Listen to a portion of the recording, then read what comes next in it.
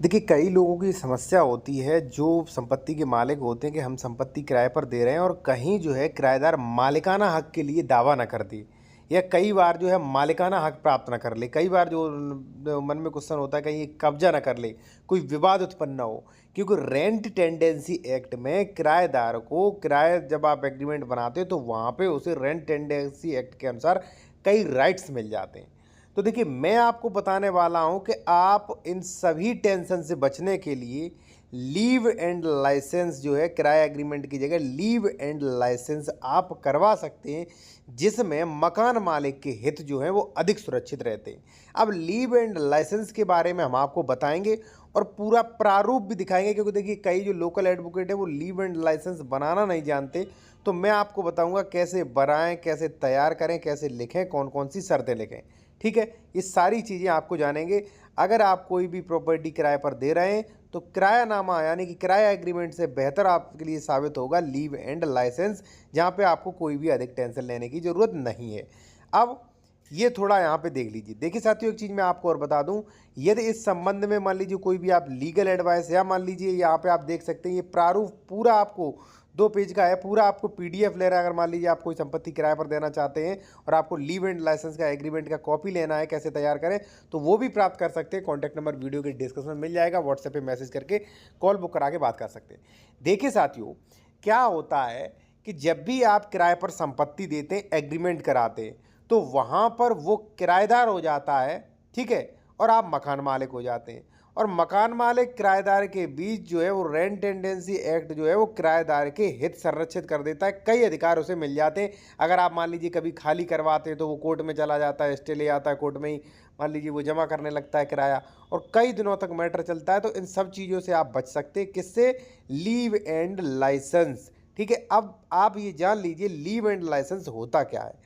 भारतीय सुगमता अधिनियम 1882 के अनुसार लीव एंड लाइसेंस समझौता कानूनी दस्तावेज है जो एक पक्ष को संपत्ति के स्वामित्व में बिना किसी बदलाव के, ध्यान रखना ये सब चीज, सबसे जरूरी चीज यही है कि स्वामित्व में बिना किसी बदलाव के एक विशिष्ट अवधि के लिए अपनी अचल संपत्ति यानी कि संपत्ति को उपयोग करने की अनुमति देता है।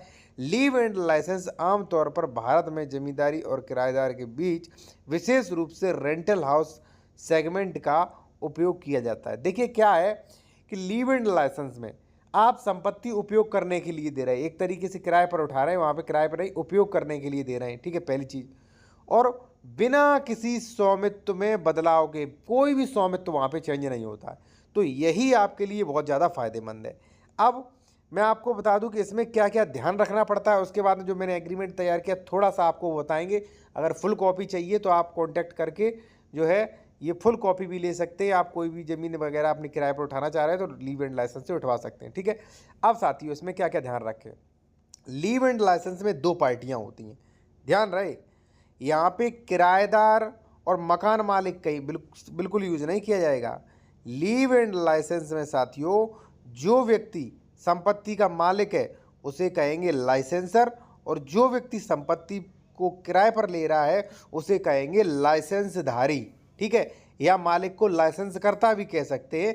इस प्रकार से ये पूरा तैयार होगा। क्या क्या चीज़ें इसमें ध्यान रखिए वो देखिए साथियों, लीव एंड लाइसेंस में दोनों पार्टियां होंगी, जिसमें प्रॉपर्टी के मालिक को लाइसेंसर, जैसा कि मैं बता चुका हूं, लाइसेंस या लाइसेंस करता, ठीक है, और जो किराए पर ले रहा है उसे लाइसेंसी या लाइसेंसधारी का शब्द प्रयोग कर सकते हैं।